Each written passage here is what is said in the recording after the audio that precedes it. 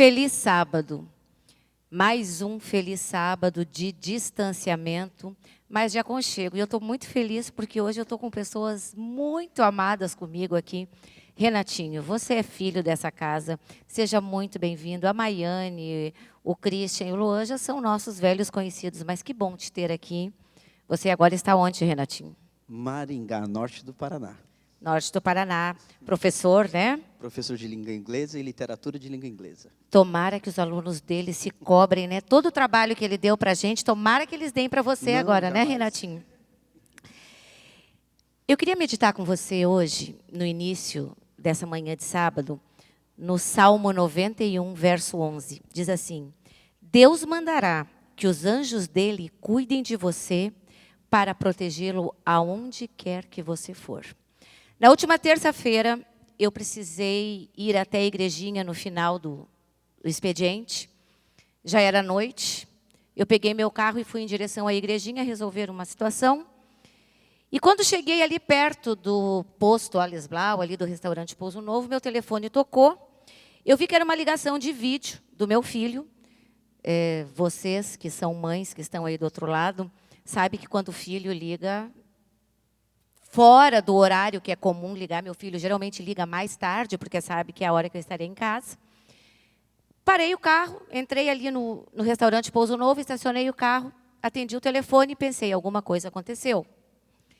Mas era só meu filho querendo bater papo. Queria conversar, queria mostrar alguma coisa nova na casa. E a gente conversou ali por um bom tempo. Quando eu liguei o carro, nós nos despedimos, e eu liguei meu carro para ir em direção à igrejinha, meu carro não pegou. Falei, como assim? Eu vim bem até aqui, parei, aí virei de novo, meu carro não pegou. E a coisa que eu mais temo na vida é o meu carro estragar à noite, eu sozinha dentro do carro. E naquela hora eu orei e falei, Senhor, me diz o que eu tenho que fazer, porque eu não faço a menor ideia. O meu mecânico mora em Campo Bom, ele não vai vir de lá aqui me socorrer, vou ter que chamar alguém para vir prestar socorro. Imediatamente veio assim na minha cabeça, liga para o Silvano. Silvano é o nosso diretor de som aqui da igreja, nosso colega de trabalho aqui no IACS. E eu pensei, por que ligar para o Silvano? Ele mora lá na Concórdia, essa hora ele já está há horas em casa. E eu pensei, não, vou ligar para o meu irmão, vou ligar para os meus cunhados. E, de novo, uma voz, assim, uma sensação muito... Liga para o Silvano, liga para o Silvano. E eu liguei para o Silvano. E pensei, o que eu vou falar para o Silvano? Silvano, estou aqui empenhada, mas tu não vem aqui, porque tu está lá na Concórdia. Aí o Silvano falou, Preta, eu já estou indo aí. Falei, não, Silvano, não precisa vir, só me diz o que eu faço. Não, Preta, eu estou indo aí. Eu estou aqui no Alice Blau abastecendo. Aí eu já levei um susto, falei, como assim? E na hora eu louvei o nome de Deus, falei, Senhor, tu já tinha uma solução para mim. Só que aconteceu o seguinte, terminei de falar com o Silvano, virei a chave, o carro funcionou. E eu pensei, que vergonha. Agora o Silvano vai vir aqui e o carro está funcionando. Ele vai pensar que eu estou maluca. Ou então, no mínimo, que eu não sei dirigir. E aí eu falei, Silvano... E aí ele já respondeu, Preto, eu estou te vendo aí onde tu estás. E eu fiquei esperando uns minutos ali, o Silvano terminar de abastecer, veio até meu carro. Nos despedimos, conversamos um pouquinho, nos despedimos. Eu segui para o meu compromisso, o Silvano voltou para Taquara. Quando foi na quarta-feira, o Silvano me procurou e falou, Preta, quando você voltou de igrejinha, tinha um acidente? Eu falei, tinha. E foi muito feio. Muito feio. E ele falou, Preta, quando eu voltei, o acidente tinha acontecido em questão assim, de 3, 4 minutos. Muito provavelmente, o tempo que eu fiquei conversando com você me livrou do acidente. Nós louvamos a Deus juntos, porque eu achei que Deus estava me livrando de alguma coisa. Deus tinha dado uma bênção para mim, mas não era a meu respeito. Talvez fosse a respeito do Silvano. E talvez eu nunca saiba, nós nunca saibamos qual era a situação envolvida ali. Mas quantas vezes Deus dá ordem aos seus anjos a nosso respeito e eles nos livram. Renatinho, você alguma vez já passou por uma situação de aparente tragédia ou de aparente situação ruim, que você foi livrado, depois você entendeu que era um livramento? Não fui de caso de vida ou morte, mas foi comercial. Sou de uma geração tecnológica. Meu pai não é tão tecnológico, mas meu papai é espiritual. Eu lembro que a gente estava no Paraguai e eu queria muito comprar uma câmera. Eu olhei uma câmera e falei, é essa câmera que eu quero, é essa câmera que eu quero. O papai falou assim, não estou sentindo que é para comprar. Não estou sentindo que é para comprar. Falei, papai, é essa câmera que eu quero, essa câmera que eu quero. Não estou sentindo que é para comprar. Vamos na próxima loja? A gente falou, vamos na próxima loja. A gente descobriu na próxima loja que aquela era a falsificação mais comum do Paraguai. E o papai falou, que bom que a gente descobriu que aquela era a falsificação. Vamos comprar nessa loja, que eu acho que essa aqui é a boa. Eu falei, o senhor está certo. E a câmera que a gente comprou seguinte durou na minha família por 6, 7 anos. Ou seja, às vezes situações que parecem deu tudo errado são livramentos. Maiane, você já viveu uma situação dessa? Então, agora ouvindo a história de vocês, eu me lembrei de uma história um pouco diferente, mas de Deus ensinando às vezes a gente e mostrando coisas boas em situações difíceis. Quando eu estava na faculdade em Pelotas, eu nunca precisei na vida toda durante a minha vida estudante, eu nunca tinha ido para um exame, né? E num ano específico da faculdade tinha uma matéria muito difícil. E eu era diretora do coral de jovens ali da igreja, e a gente tinha uma cantata de Natal naquela semana. E na semana da cantata de Natal, eu fiquei sabendo que, por pouquíssimos décimos, eu iria para um exame, era uma matéria muito difícil. Eu fiquei muito preocupada, achei que aquilo era uma coisa muito difícil, fiquei perguntando para Deus por que acontecer isso. Eu nunca precisei de nota, nunca precisei de nada, porque nesse momento eu precisaria, né? E naquela semana, eu falava para Deus, nessa semana que eu teria que arrumar as coisas para o programa, para a cantata, para a gente alcançar tantas pessoas, eu estou aqui estudando, eu senti como se Deus tivesse me abandonado de uma forma ou de outra. Mas aquela semana em que eu estudei para aquela prova foi a semana que mais milagres aconteceram, porque as coisas que eu não pude fazer, Deus fez para mim. E durante toda aquela semana eu percebi que o propósito de Deus era me fortalecer de uma forma ou de outra e confiar que as coisas e os planos dele são muito maiores do que os nossos, né? E às vezes a gente acha que a gente precisa fazer as coisas, ele está fazendo por nós, enquanto a gente está preocupado com outras coisas. E às vezes a gente acha que a gente tem a solução e que está tudo errado. Maestro Christian, você já viveu uma situação assim? Eu acho que a maior parte de nós já viveu, né, de alguma forma ou de outra. Eu lembro de um episódio específico em que, casualmente, tu estavas junto. Nós estávamos com o Coral dos Adolescentes em 2015, na Conferência Geral. E um evento gigantesco, né? Maior evento da igreja. E nós estávamos escalados para cantar na sexta à noite, no penúltimo dia do evento. E sempre, assim, havia meia hora de música antes do louvor congregacional.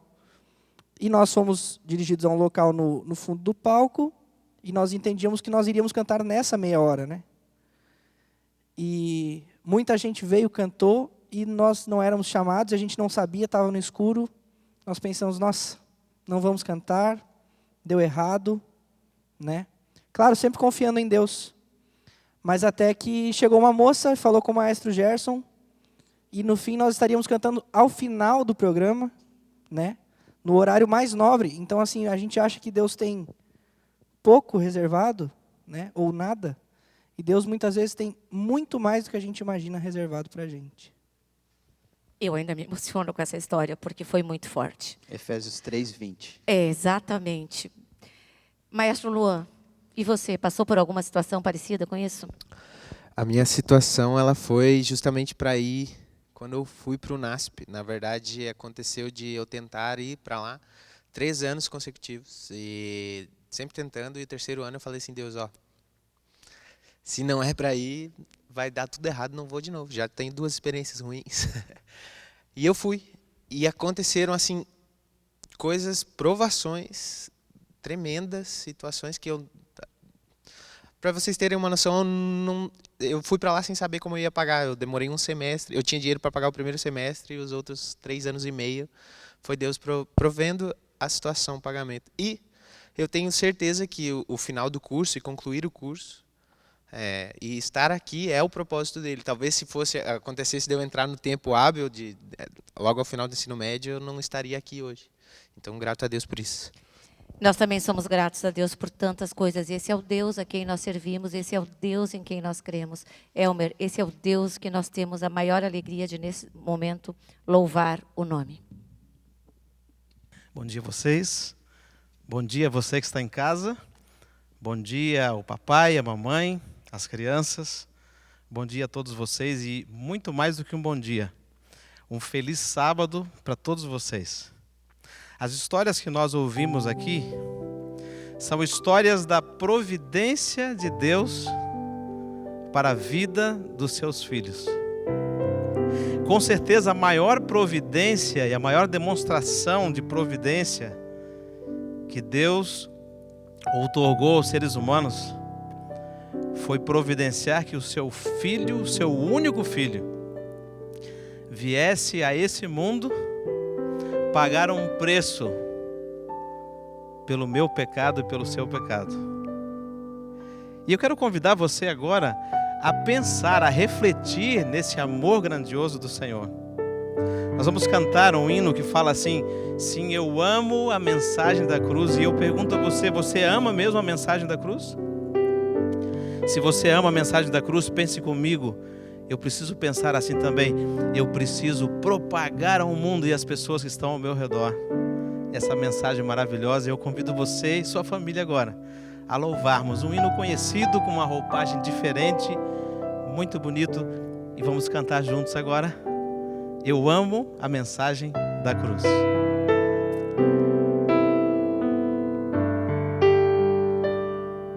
Cantemos.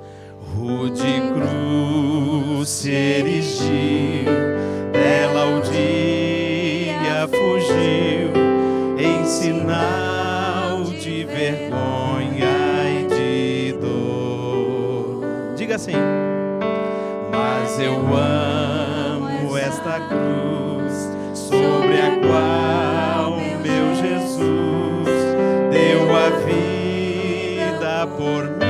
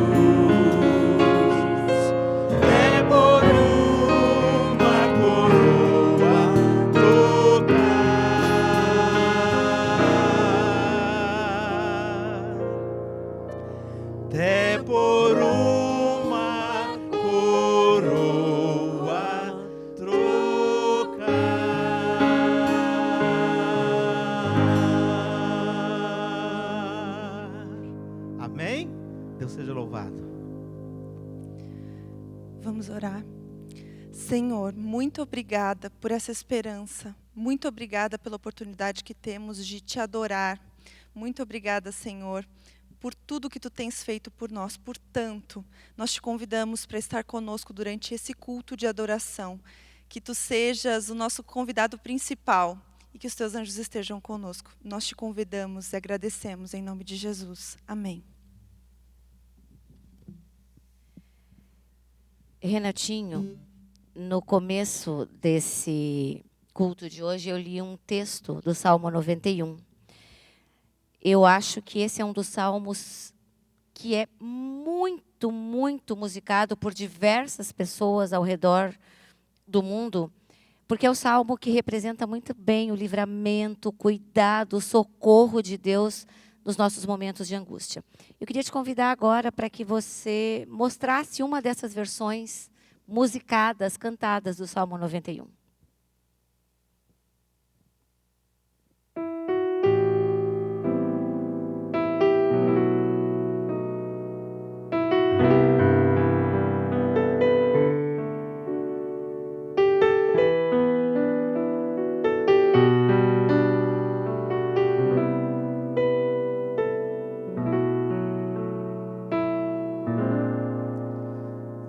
Que habita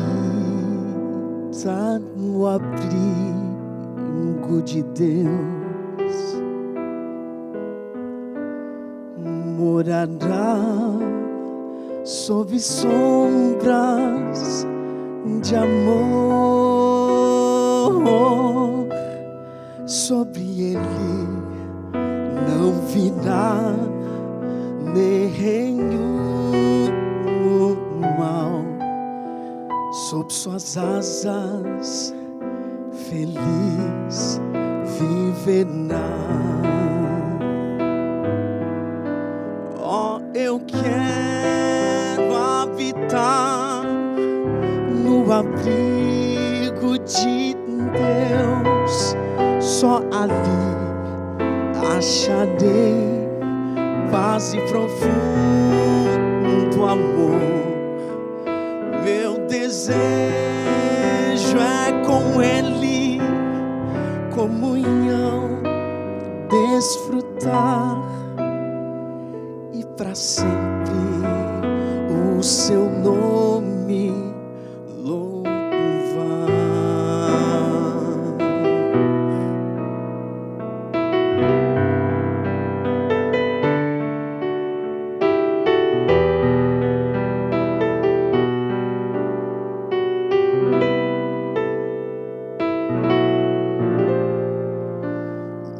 Que habita no abrigo de Deus morará sob sombras de amor, de amor. Sobre ele não virá nenhum mal. Sob suas asas, feliz viverá. Oh, oh, oh, oh, eu quero habitar no abrigo de Deus. Só ali acharei paz e profundo amor. Meu desejo é com Ele comunhão, desfrutar e para sempre o seu nome louvar. Oh, eu quero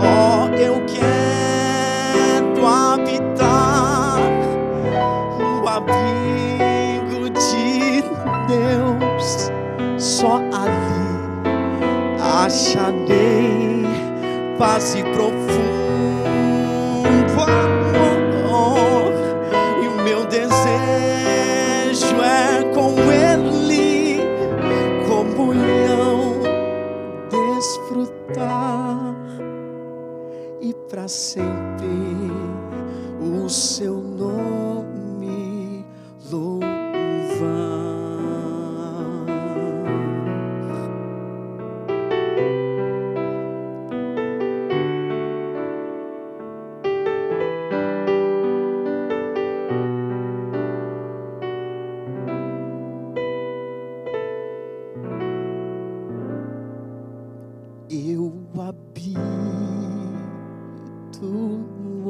tenho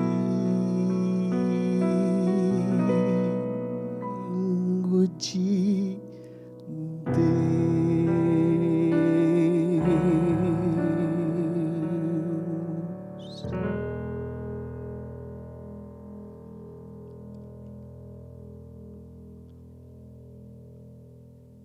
A gente não pode deixar de mencionar a presença do Juan. Seja muito bem-vindo, Juan, professor de música lá no IAP, colégio irmão aqui nosso do IACS. Mas você é taquarense, né, Juan? E a gente está muito feliz de te receber aqui hoje, junto com o Renatinho. A casa é sua.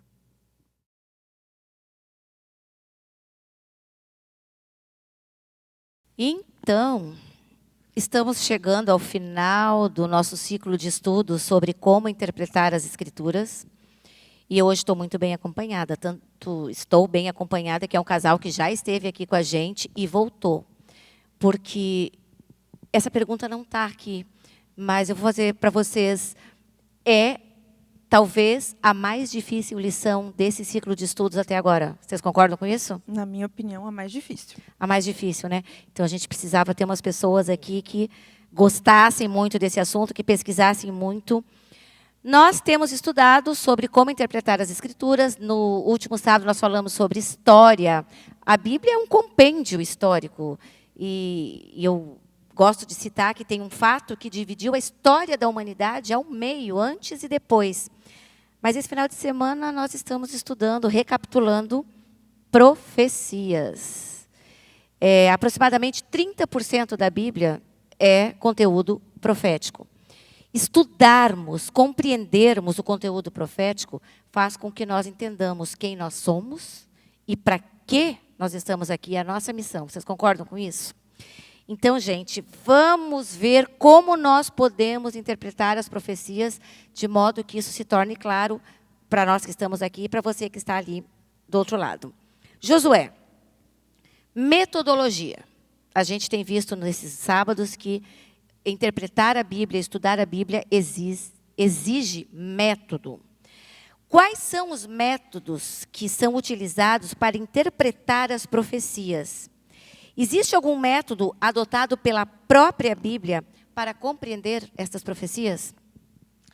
Bom dia, Preta. Bom dia a todos vocês. Então, falar sobre método é muito importante, porque geralmente quando a gente vai falar sobre profecias é um bicho de 7 cabeças, mas se a gente utilizar um método correto, a gente vai conseguir interpretar de maneira adequada e chegar às conclusões devidas, tá? E aqui a nossa lição, nosso manual, ele coloca basicamente 3 métodos que foram utilizados para interpretar as Escrituras. Eles usavam o método do preterismo, o método do futurismo. São 2 métodos que foram elaborados por jesuítas. O método do preterismo, ele coloca muito a profecia em acontecimentos passados, joga lá para trás. E o futurismo é o oposto, joga as profecias com eventos lá para frente. Eles acabam meio que jogando conforme a vontade. Mas o método que nós, da Igreja Adventista, utilizamos, e é um método bíblico, é um método historicista. Ele é um método que ele tem a ver com a progressão linear da história. A gente tira isso muito como base o próprio Daniel 2. O Daniel 2 ele fala a respeito do sonho da estátua de Nabucodonosor.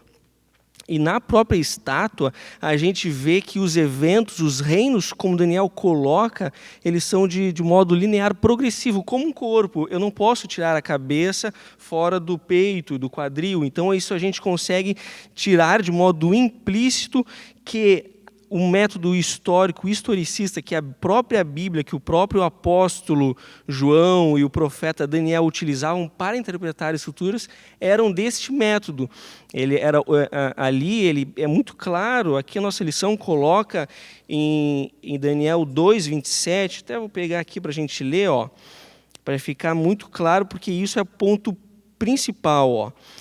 Em Daniel 2:39 ele coloca, ó, depois de ti se levantará outro reino, inferior ao teu, e um terceiro reino. Então é algo progressivo, linear, subsequente, não há lacunas entre um evento e outro. Por isso que nós utilizamos esse método para interpretar as profecias, um método historicista, linear e progressivo. Ok.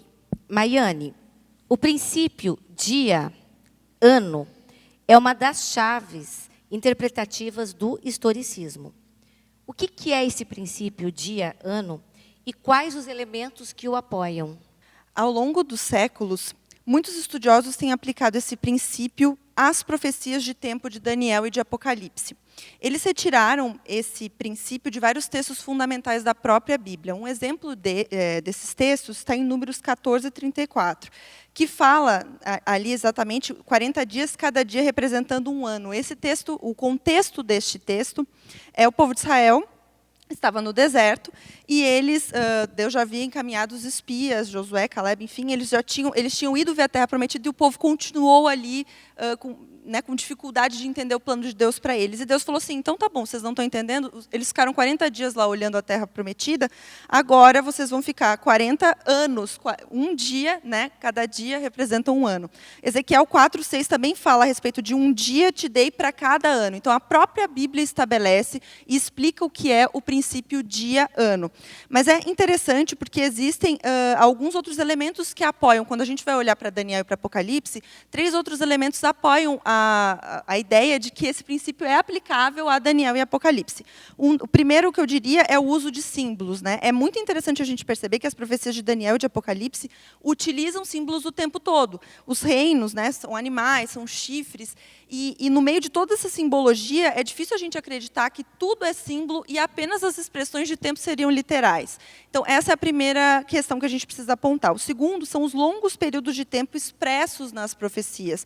Muitos dos acontecimentos e dos reinos descritos, o próprio Daniel fala a ordem dos reinos, Babilônia, Média Pérsia, Grécia, a distância desses reinos, desses povos, enfim, ela fica comprovada se a gente aplica realmente o princípio dia-ano. Se a gente fosse pegar o tempo literal, não encaixaria. E o uso de expressões peculiares. É muito interessante, porque Daniel 8:14 fala de 2.300 tardes e manhãs, para que maior simbologia, uma expressão diferente. Tudo isso faz a gente acreditar que o princípio dia-ano deve ser, sim, aplicado no método historicista. Ok. Josué, utilizando o método historicista e suas chaves interpretativas, é possível identificar em Daniel, capítulo 7 e 8, quem é o chifre pequeno e entender um pouquinho do juízo investigativo? É possível? Então, chifre pequeno, juízo investigativo, a gente começa a dar até um arrepio, assim, porque a gente é um monte de datas, um monte de eventos, ali a Maiane já falou de 2.300 tardes e manhãs, mas se a gente não fugir do método historicista, o nosso método de eventos progressistas, não tem como a gente se perder. A gente tem que colocar o Daniel 7 e 8 em comparação com Daniel 2. Nós vimos que Daniel 2 tem reinos que segue uma sequência e Daniel 7 coloca animais. São praticamente a mesma coisa, mas falado de modo diferente. Então, nós temos ali a cabeça de ouro, que representa a Babilônia, que é equivalente ao primeiro animal, lá de Daniel 7. Aí temos o segundo animal, que é equivalente ao urso, a Média Pérsia, é o peito de prata. Aí temos o quadril de bronze, que é referente ao terceiro animal, o leopardo, que é referente à Grécia.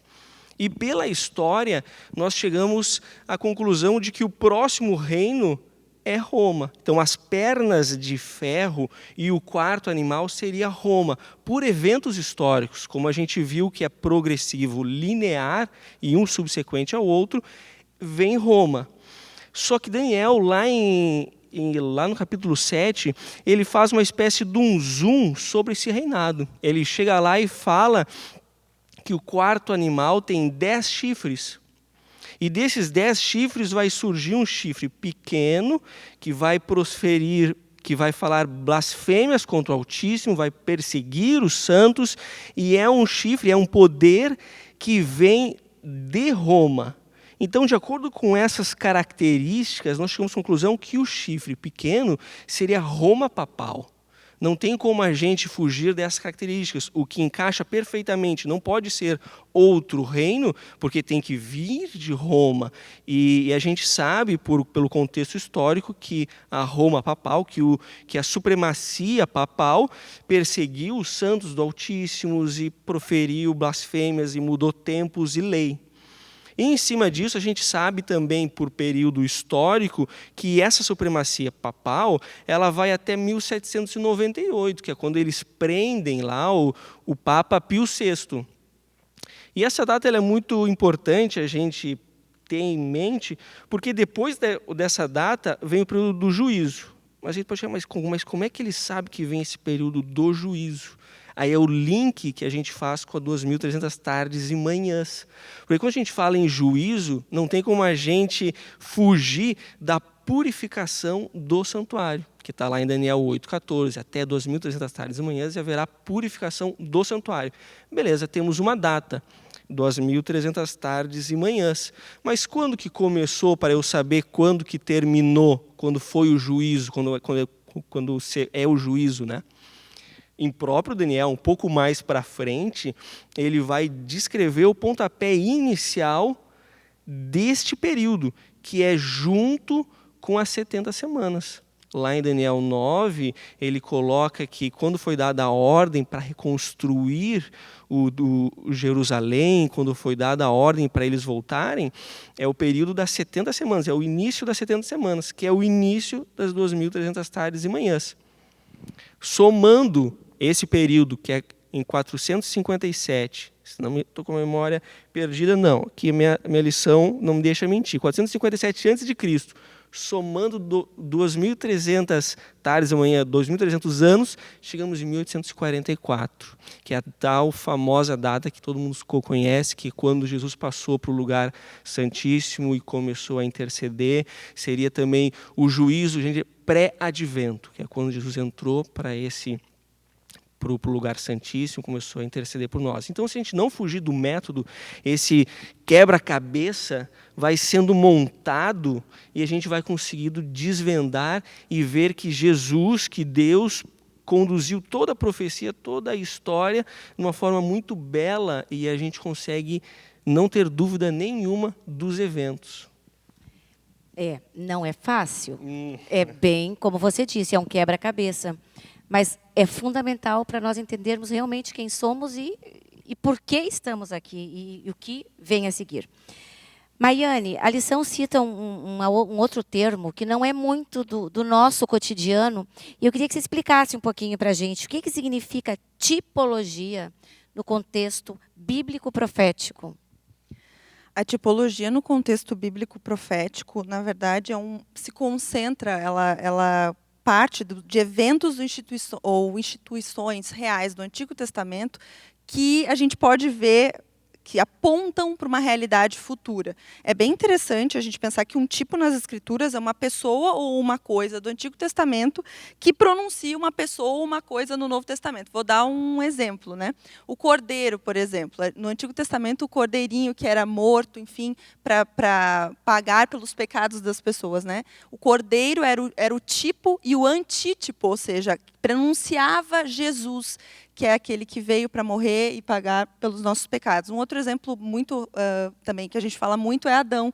Adão foi o primeiro homem, por um homem entrou o pecado no mundo, por um homem também o pecado seria, né, extinto. Então, Adão é o tipo e Jesus seria o antítipo. É importante entender que, ressaltar isso, que no Novo Testamento, sempre quem aponta esse tipo ou antítipo são os escritores do Novo Testamento. Então, eu não posso chegar e dizer o que é um tipo e o que é um antítipo, né? Na verdade, a própria Bíblia, os escritores do Novo Testamento apontam isso, e isso permite que a gente tenha um significado profético nesses exemplos que a Bíblia traz para a gente. Eu espero que não tenham ficado dúvidas, mas a gente ainda tem 2 sábados para falar um pouquinho sobre a interpretação das Escrituras. E agora, enquanto você ainda digere isso tudo, né, absorve isso tudo, a gente vai mais uma vez mostrar para você como Deus cuida, como Deus vela pelo seu povo, por seu povo. E você pode adorar a Deus agora com a sua família através dos seus dízimos e ofertas.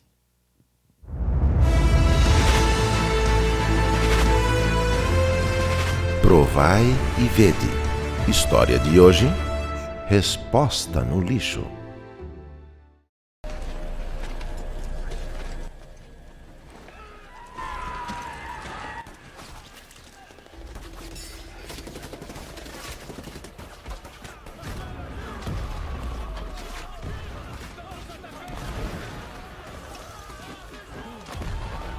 Sabia que tem mais de 2 horas que você está vendo televisão e o tempo todo falando no celular?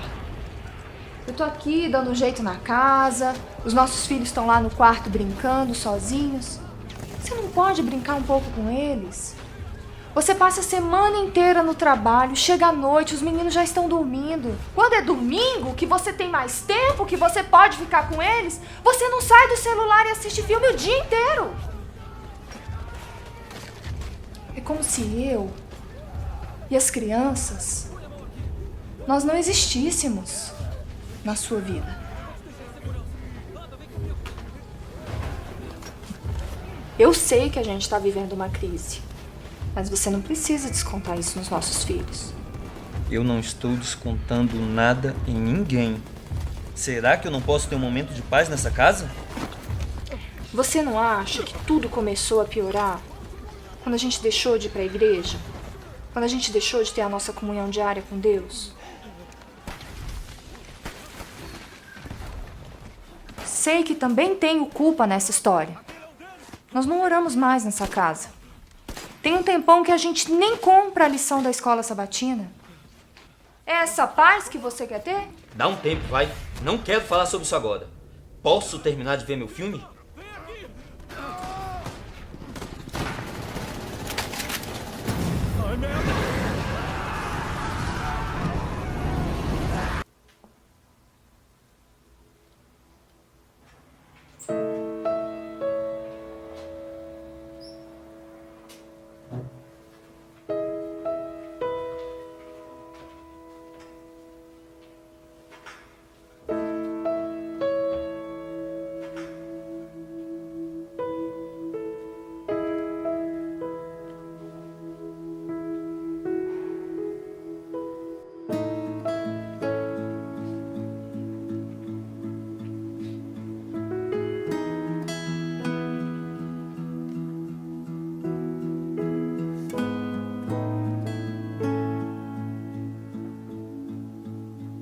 Você ainda acredita em Deus?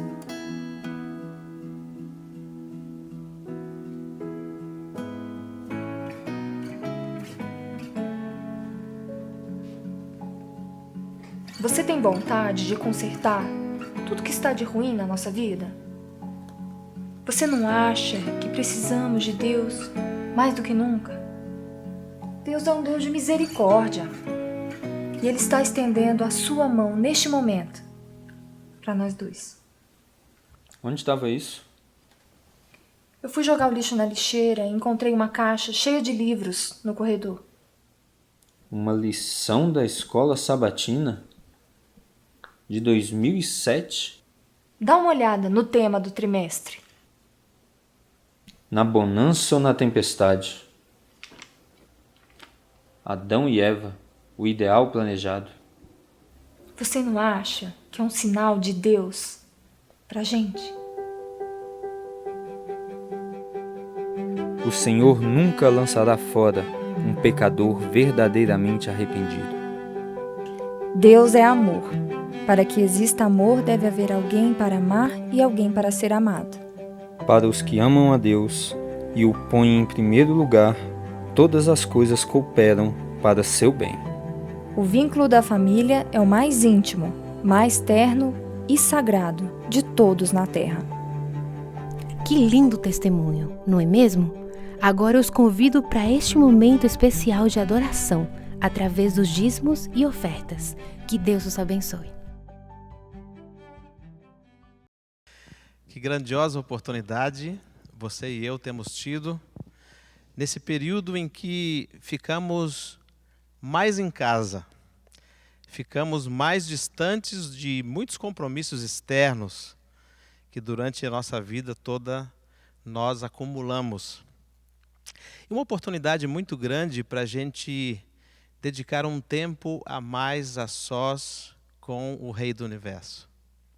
Você tem usado adequadamente ou de forma mais própria, mais contínua, a oração e o seu poder maravilhoso? Olha, a oração, nós sabemos na teoria que ela tem poder para mover o mundo. Mas e na prática, como eu e você temos sentido o poder da oração? Cremos que a oração pode ressuscitar um lar que aparentemente se fragmentou? Você crê que pode curar doenças incuráveis? Deus é grandioso. E eu quero convidá-lo agora a refletirmos num lindo hino que fala disso. Deus nos ouvirá, se com fé nos achegarmos a seus pés. Vamos cantar juntos? Vamos louvar o nome do Senhor.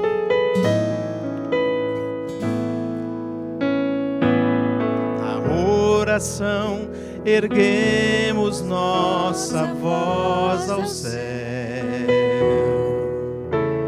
e Deus se inclina para nos ouvir. São tantos os anseios que queremos entregar, pois cremos em seu grande amor. Problemas se resolvem pelo seu poder, enfermos são curados pela fé, os lares destruídos são erguidos outra vez, a vida nova então se faz. Cante dizendo: Deus nos ouvirá, nossa voz atenderá, se com fé nos achegarmos aos seus pés. Diga: Santo é nosso Deus, grande é seu poder, nosso coração humilde em contrição derramamos em suas mãos. Cumpra-se em nós então o seu querer.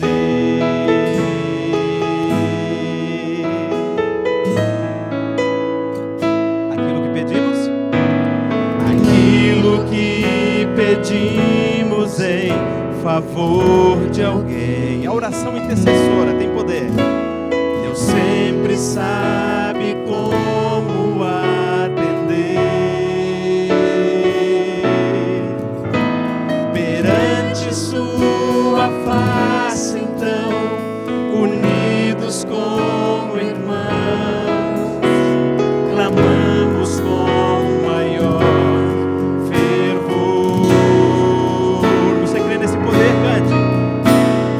Deus nos ouvirá, nossa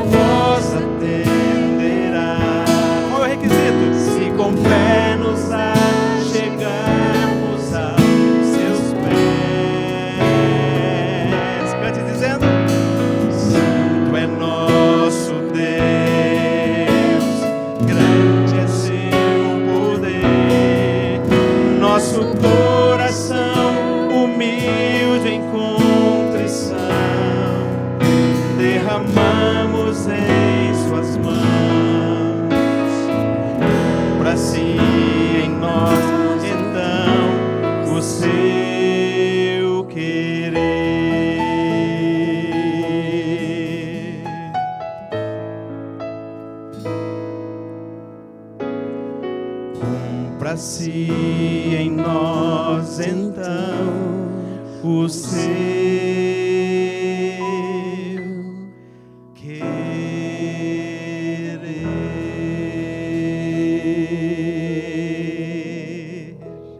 Amém? A palavra de Deus, ela tem grande sabedoria e também nos traz grandes promessas. Quando eu leio aqui no livro de Apocalipse sobre os vencedores, nós podemos entender que cada um de nós podemos escolher de que lado estaremos na grande batalha final. E nesta manhã de sábado, eu convido a cada um de vocês para que neste momento possamos, junto com nossa família, entregarmos nossa vida, tudo o que temos, tudo o que somos, na mão e na presença do nosso Deus. Convido a você a fazermos isto neste momento, crendo como Daniel, tendo a fé de Abraão e a coragem de Gideão. Vamos buscar ao Senhor nesta manhã. Cantemos juntos. Eis aqui, ó Senhor, os meus desejos todos. Só tu vês o que há em meu interior. Fraco estou e sem vigor, mas creio em teu amor. Com tua paz, vem, ó Pai, encher meu coração.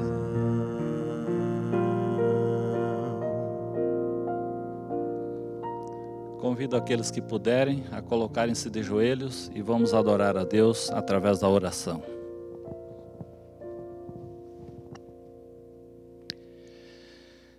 Pai Celestial, é um privilégio podermos a cada sábado nos reunir para adorar ao Teu nome.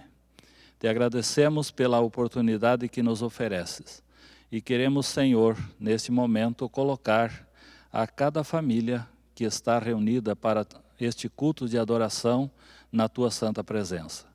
Que o Seu Espírito Santo seja derramado sobre cada um de nós, para que nos prepare para termos um feliz encontro contigo quando voltares a esta terra.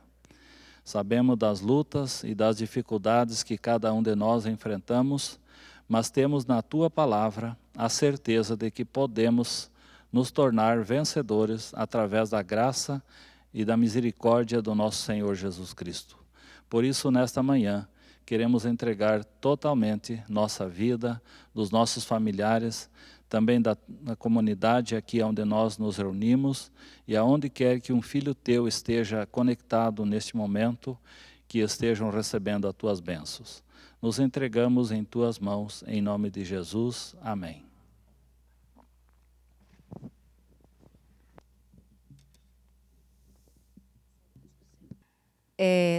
Dentre as muitas palavras que a gente tem falado nesses últimos dias, Renatinho, saudade é uma palavra que a gente tem falado muito. E a gente só tem em português. É verdade, é verdade. A gente tem saudade de estarmos todos juntos aqui, a gente tem saudade de estarmos reunidos com as pessoas que a gente ama, mas a gente tem saudade de coisas que a gente conhece, que a gente já viveu. Renatinho, eu queria que você falasse agora para nós de uma saudade que talvez seja a maior saudade do povo de Deus, mas chega a ser meio antagônico, porque nós não vivemos isso ainda. Como que a gente pode ter saudade de algo que a gente ainda não viveu? Porque fomos feitos para viver isso. Fala disso para a gente agora.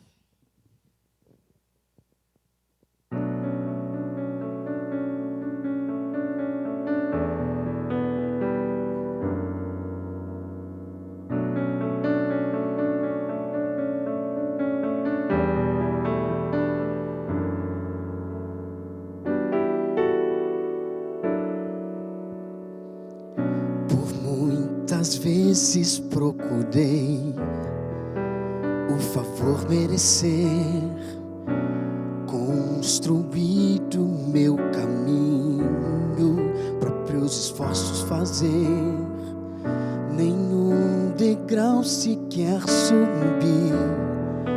Quantas Quantas vezes perdi a luz que traz a salvação e de Deus o perdão, mas uma voz me chama, verdade, vida, espera não, paciente aguardo então chegar nesse lar.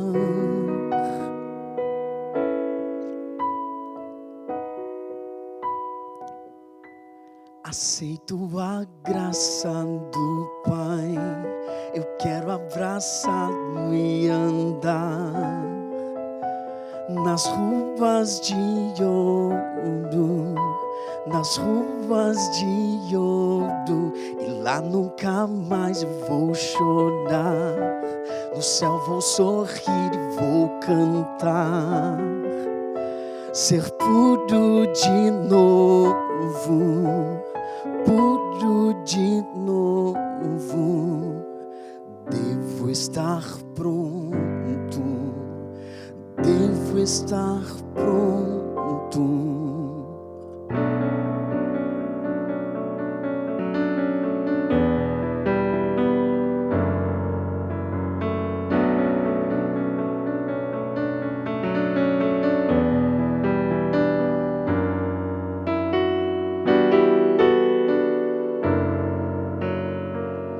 Os que sofreram provação por lutar na missão, os que esqueceram do passado e perdoado aos irmãos, aqueles que humildemente promoveram a paz, aqueles que o amor aceitam, talvez surpresa verá.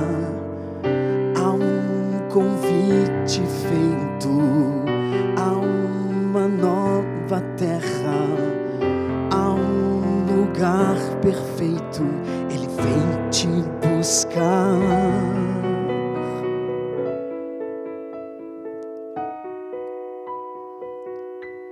Aceito a graça do Pai, eu quero abraçá-lo e andar nas ruas de ouro, nas ruas de ouro, e lá nunca mais eu vou chorar. No céu vou sorrir e vou cantar, ser puro de novo, puro de novo. Espero tua volta, Senhor, anseio esse dia chegar, desejo estar pronto, estou pronto, rever os queridos, louvar, poder te encontrar e adorar em um grande coro, em um grande coro. Estás pronto, estás pronto, estou pronto, estou pronto.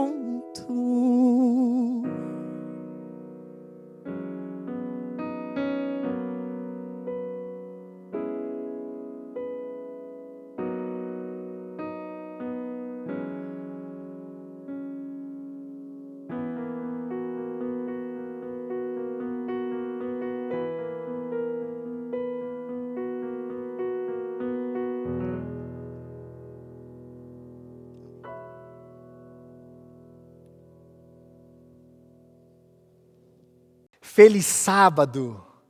Que a graça do Senhor, o amor de Deus o Pai e a comunhão com o Espírito se faça presente com você. Que bom que você está conectado conosco. Que bom que você, meu irmão, escolheu estar aqui na igreja do IACS. É muito bom recebê-lo também, nosso amigo. Você é muito bem-vindo a este canal, que é também um canal do Senhor. E nós esperamos que Deus nos abençoe ricamente no dia de hoje. Eu entendo que Deus tem nos dado uma grande oportunidade. Oportunidade esta que não deve ser desprezada, nem menosprezada. Hoje, nós iremos estudar uma importante passagem bíblica. E eu convido você a abrir a sua Bíblia no livro de Atos dos Apóstolos. Atos dos Apóstolos, o livro do Dr. Lucas. Tendo encontrado, feche seus olhos, vamos pedir a bênção de Deus. Senhor, nosso Deus, nosso Pai, muito obrigado, Senhor, porque o Teu Santo Espírito nos conduziu a esta mensagem bíblica. Obrigado, Senhor, porque temos a oportunidade de estudar a Tua Palavra. Nós acabamos de abri-la e nós te pedimos, ó Pai, que, por favor, Tu abras a nossa mente, o nosso entendimento, fecha, por favor, os nossos preconceitos e, apesar do instrumento, abençoa ricamente a Tua igreja. Te pedimos por Cristo Jesus. Amém, Senhor. Atos dos Apóstolos, para alguns estudiosos também chamado de Atos do Espírito Santo, o capítulo 2, a partir do versículo 42. Me acompanhe na leitura. E perseveravam na doutrina dos apóstolos e na comunhão, no partir do pão e nas orações. Em cada alma havia temor, e muitos prodígios e sinais eram feitos por intermédio dos profetas. Todos os que creram estavam juntos e tinham tudo em comum. Versículo 45. Vendiam as suas propriedades e bens, distribuindo o produto entre todos, à medida que alguém tinha necessidade. Diariamente perseveravam unânimes no templo, partiam o pão de casa em casa e tomavam suas refeições com alegria e singeleza de coração, louvando a Deus e contando com a simpatia de todo o povo. Enquanto isso, acrescentava-lhes o Senhor, dia a dia, os que iam sendo salvos. Esse texto, na minha experiência pessoal, é um dos textos mais notáveis das Escrituras Sagradas. Aqui nós temos o registro de um modelo de igreja. Um modelo de igreja que deveria perdurar para sempre. Um modelo de igreja conduzido pelo Espírito de Deus. Algumas características nós temos desta igreja. Esta era uma igreja que orava. Era uma igreja cristã ao vivo, viva e reavivada. Era uma igreja que tinha comunhão, relacionamento. O texto bíblico diz que frequentavam diariamente o templo, partiam um pão de casa em casa. Não somente o partir do pão, o alimento, senão da palavra da vida. Era uma igreja que não havia esse sentimento que há na sociedade moderna, de exclusividade, exclusivismo. O relato bíblico diz que tinham tudo em comum. Hoje, há pessoas que ficam em suas casas e se escondem. Você pode estar na sua casa e ninguém perceber que você está ali. Os telefones hoje, se você liga, alguém pode ver o número e escolher não atender. Não havia esse tipo de atitude nesta igreja aqui. É uma igreja que era unida, era próxima. Como eu disse, é um modelo de igreja que deveria perdurar para sempre. O modelo de uma igreja reavivada. Você tem percebido a sua igreja reavivada? Eu gosto muito da definição da igreja, como a igreja representa ou é representada pelos membros da igreja. Você tem sido reavivado? Tem clamado pelo poder do Espírito Santo? Como eu disse no início, Deus tem nos dado uma extraordinária oportunidade que não deve ser negligenciada. O reavivamento, ele é um processo intencional. O reavivamento ele não acontece por acaso. Ele acontece nas pessoas, ele acontece dentro das pessoas. No início do século XIX, havia um grande reavivamento na Escócia. E um turista, certa ocasião, chegou na estação ferroviária de Glasgow. E ali, procurando se orientar, encontrou-se com um soldado, um guarda alto, forte, com botões, um casaco lindo com botões dourados. Ele se aproximou do soldado e perguntou: seu guarda, onde que está ocorrendo um reavivamento aqui? O soldado olhou para o jovem, se ajeitou, empertigou-se, bateu os calcanhares e respondeu: atrás dos botões brilhantes. Brilhantes ou não, o reavivamento ele ocorre atrás dos botões. O reavivamento ocorre aqui dentro. No século XVIII, Pandita Ramabai decidiu fundar um internato para moças na Índia. Era um internato cristão, e esse internato foi crescendo, crescendo, crescendo. Centenas de meninas, cerca de 2.000 meninas moravam neste internato. Só que como vinham alunos de toda a região da Índia e também da China, algo estranho começou a acontecer. A secularidade começou a entrar dentro do colégio e pouco a pouco um colégio que era cristão começou a perder o seu rumo.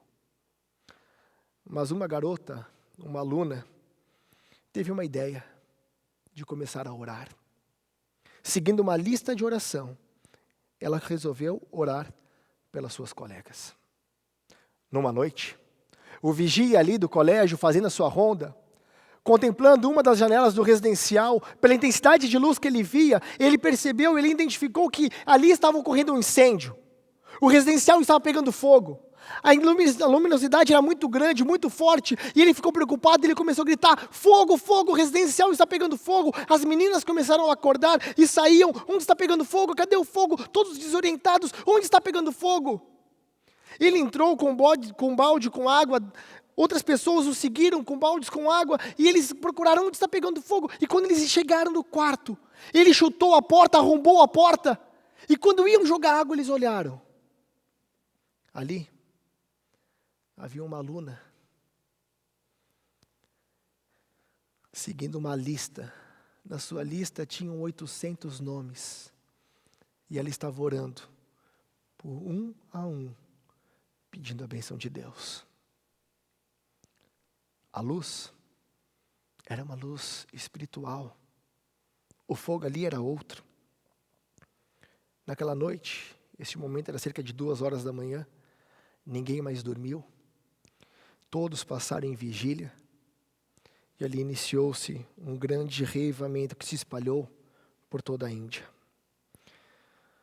Ainda no século XVIII, 3 jovens da Universidade de Oxford resolveram começar a orar. Eram 3 jovens, era o Carlos, o João e o George. Eles começaram a orar e eles se organizaram de tal maneira que eles tinham métodos, eles tinham estratégias para a oração. Orlando Boyer, no seu livro Heróis da Fé, página 64, ele diz que enquanto estudavam em Oxford, John Wesley ajuntava ali um pequeno grupo de estudantes para orar e estudar as Escrituras juntos diariamente. Jejuavam às quartas e sextas-feiras, visitavam os doentes e os encarcerados. Todas as manhãs e todas as noites, cada um passava 1 hora orando sozinho em oculto. Nas orações, paravam de vez em quando para observar se oravam com devido fervor. 3 que eu citei aqui, João, Carlos e o Jorge, se tornaram famosos. John Wesley talvez tenha feito mais do que qualquer outro para aprofundar a vida espiritual, não somente de seu tempo, mas também de nossos dias. O seu irmão, Carlos Wesley, que chegou a ser um dos mais famosos e espirituais escritores de hinos evangélicos, e George Whitefield. Whitefield se tornou o comovente pregador ao ar livre. De Whitefield, Orlando Boyer escreve: nunca se esqueceu ou deixou de aplicar a si as palavras de Delaney. Desejo todas as vezes que subir ao púlpito considerar essa oportunidade como a última que me é dada a pregar e a última que é dada do povo ouvir. O reavivamento precisa de 2 coisas. Na verdade, o reavivamento precisa de pessoas, e as pessoas precisam de tempo. Deus geralmente não usa 2 tipos de pessoas, 2 classes de pessoas.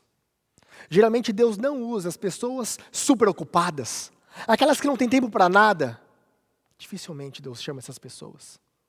E Deus também dificilmente chama as pessoas completamente desocupadas. Geralmente Deus chama as pessoas ocupadas, as pessoas que têm senso de missão, as pessoas que já estão envolvidas fazendo algo para Ele, ou que têm desejo de fazê-lo. Deus chamou Moisés. Moisés era um homem ocupado, mas ele começou a orar nas estepes de Midian e por seu intermédio, Deus livrou uma nação inteira do cativeiro e da morte. Deus chamou Elias. Ele era um homem ocupado, mas começou a orar nas montanhas de Gileade, e através dele Deus promoveu o maior reavivamento até então realizado em Israel.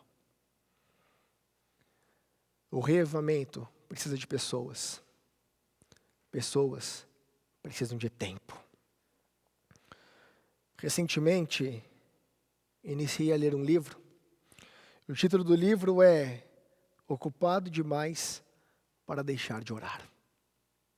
É um livro muito fininho, recomendo essa leitura para você. Talvez este seja o nosso grande problema. Nós estamos ocupados no dia a dia, ocupados nos trabalhos, ocupados nas atividades lícitas e boas, na luta diária pela vida. Ocupados demais para orar. Às vezes, ocupados até na obra do Senhor. E muitas vezes nos esquecemos a referência maior, que é justamente o Senhor Deus. Moody disse: se você está ocupado ao ponto de não ter tempo de orar, então você está mais ocupado do que Deus deseja que realmente esteja. Deus requer e necessita de um reavivamento no povo dele. Está profetizado um reavivamento da primitiva piedade. Nós precisamos de um reavivamento. E o reavivamento precisa de pessoas. Precisa de você. Mas para isso, você precisa de tempo para Deus. Satanás quer tirar o tempo que devemos a Deus. Ele sabe que se não tivermos tempo para Deus, nós estamos perdidos.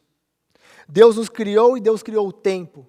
Deus é Senhor nosso e Senhor do tempo, e Ele pode perfeitamente nos conciliar com o tempo e o tempo conosco. Mas eu e você precisamos ter tempo para Deus.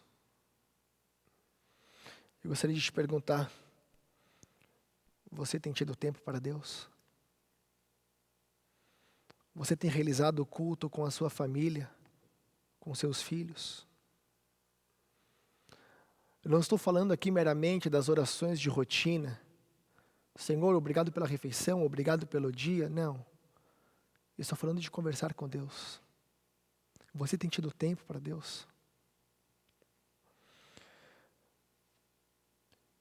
Eu recebi de um amigo, compartilhou comigo, uma espécie de paráfrase. É naturalmente uma alegoria.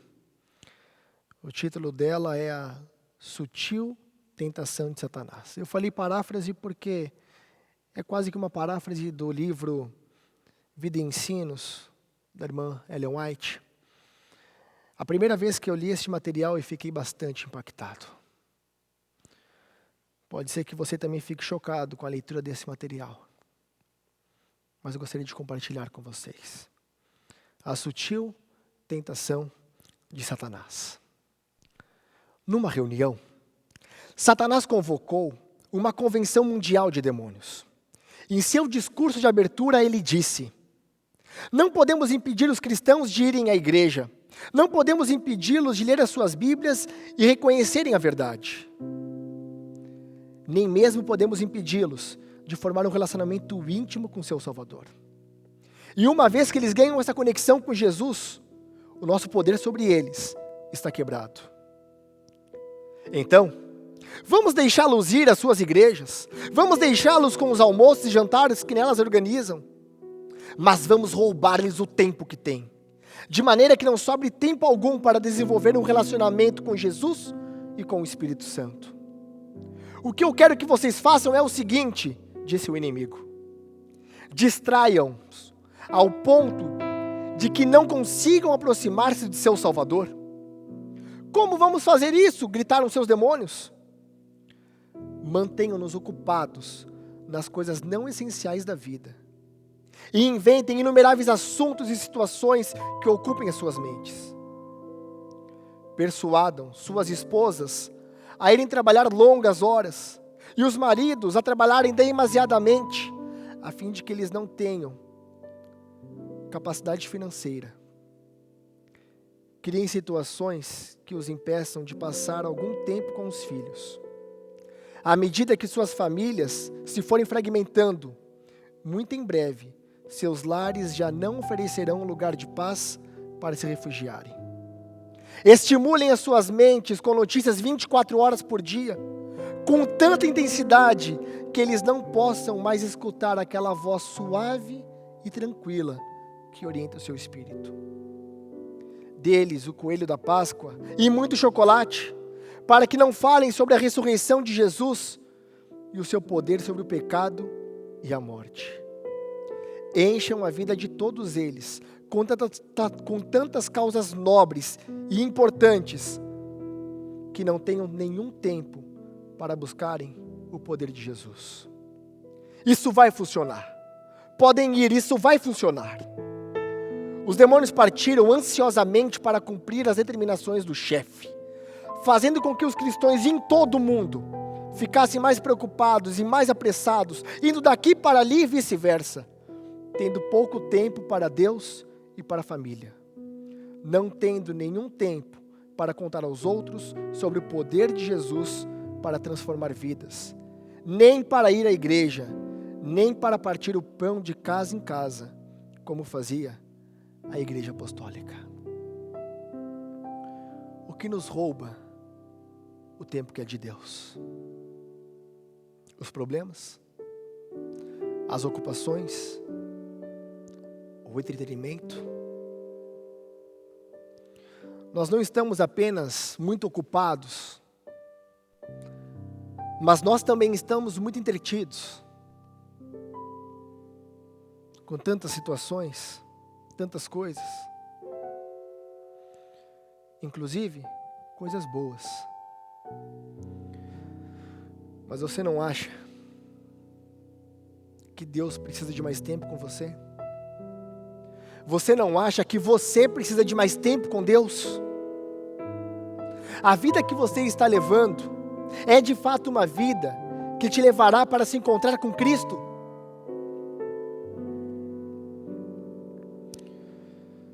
Eu creio que todos nós estamos vulneráveis a situações como esta, neste tempo. Precisamos dramaticamente de mais um tempo para comungar com Deus, para conversar com Ele de verdade, para nos prepararmos para quando Cristo voltar. Eu gostaria de te convidar para orar, mas não apenas um fechar de olhos e abrir. Eu gostaria que você orasse, que você tomasse um propósito em sua vida, de colocar em primeiro lugar, não os problemas, não as dificuldades, não o Netflix, mas que você colocasse em primeiro lugar, Deus. Deus quer ter esse tempo contigo. Você quer ter esse tempo com Deus? Eu vou repetir essa frase. Deus quer ter esse tempo contigo. Você quer ter esse tempo com Deus? Se esse é o seu desejo, feche seus olhos. Vamos orar. Senhor, nosso Deus e nosso Pai. Senhor, nós temos corrido muito. Agora, Pai, numa situação de pandemia, parece que estamos correndo ainda mais. Um dia após o outro, uma atividade após a outra. E quando percebemos, passou-se mais um dia. Mas, Pai, os dias não podem simplesmente passar. Nós precisamos, ó Pai, estarmos conectados contigo, para que cada dia seja um dia a menos para nos encontrarmos com Cristo Jesus. Por favor, Senhor Deus, reoriente a nossa vida, chacoalhe, transforma, sacuda, para que a nossa vida tenha mais tempo. Não tempo apenas para lazer, não tempo apenas para situações adversas, mas que em nosso dia a dia tenhamos mais tempo para Ti. Transforma a nossa mente, molda o nosso coração, porque nós precisamos de Ti. Pedimos por Cristo Jesus. Amém, Senhor. O autor do tema do hino de número 418 do Inário Adventista. Imagina um encontro que Jesus aguarda num jardim de oração. Jesus aguarda a todo aquele que separa um tempo para um encontro com Ele. Um encontro em busca da paz, da esperança, do amor e de tantos atributos que se concentram na pessoa de Jesus. Nós queremos cantar agora desse tema em resposta à mensagem que acabamos de ouvir. Convidamos você então a cantar conosco o Jardim de Oração.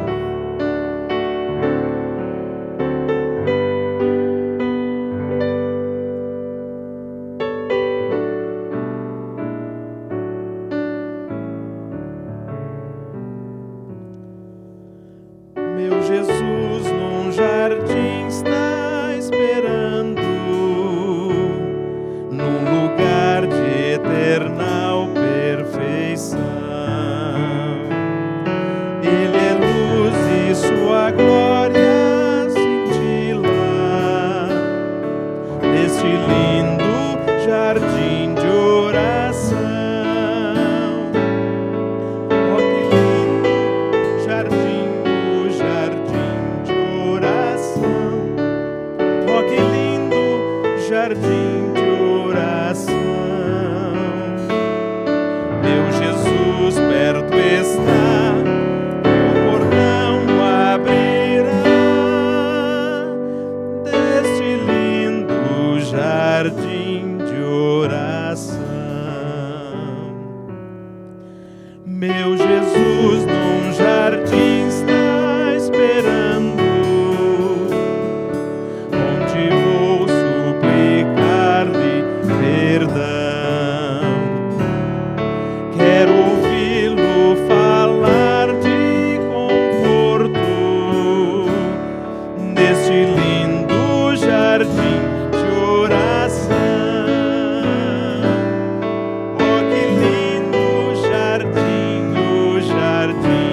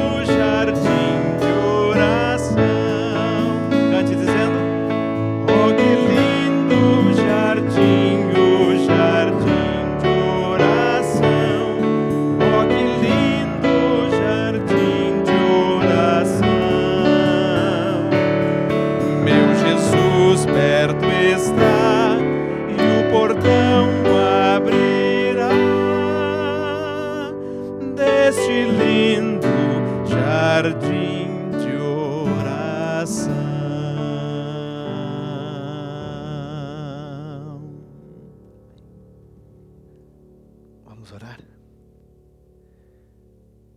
Eterno nosso Pai, nosso Rei, obrigado, Senhor, porque Tu estás nos esperando. Tu estás pronto e desejoso de falar conosco. Te pedimos, Senhor Deus, que a decisão que hoje tomamos, que não seja apenas para hoje, mas por toda a eternidade. Dá-nos a Tua bênção neste sábado, por Cristo Jesus. Amém, Senhor. E assim terminamos mais um culto. E fica o desafio para você e para sua família. Quem sabe vocês hoje, durante o dia, conversem sobre momentos onde tudo parecia ser difícil, onde as coisas pareciam que não ia dar certo. E em algum tempo Deus mostrou que não era uma tragédia, era um livramento. E nem sempre Deus vai mostrar o livramento. Nós teremos uma eternidade toda para isso. Mas enquanto isso, esse dia não chega, eu leio para você, deixo para você meditar em Efésios, capítulo 6, verso 18, que resume a mensagem do pastor Tiago nesta manhã. Façam tudo isso orando a Deus e pedindo ajuda dele. Orem sempre, guiados pelo Espírito de Deus. Fiquem alertas, não desanimem e orem sempre por todo o povo de Deus. Um feliz sábado a todos.